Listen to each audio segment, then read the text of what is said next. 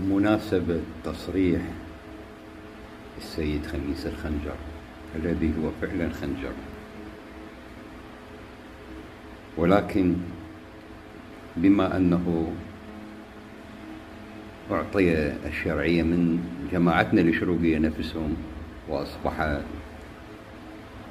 رقم صعب في العملية السياسية كما يقال، أحب أن أرد عليه بما قاله أحد الشعراء الذي لا أذكر اسمه الآن، الذي يقول: أنا شروقي أنا ما غير الطبع وصرت لوقي.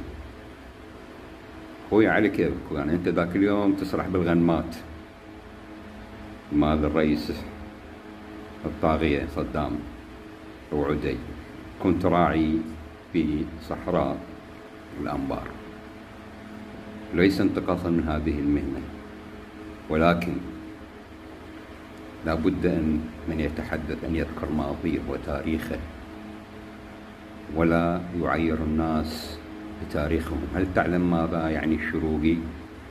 يعني إنه صاحب الحضارات الأولى، يعني إنه السومري والبابلي والآشوري والكلداني، تاريخ عريق يعود إلى أكثر من 7000 سنة في العراق. هؤلاء الشروقية الذين صنعوا أعظم حضارة التاريخ كما يشهدها العلماء الآن، الشروقية الذين صنعوا حضارة السومر واكتشفوا الكتابة وعلم الفضاء وما إلى ذلك من الكثير، وكتبوا أول ملحمة في التاريخ.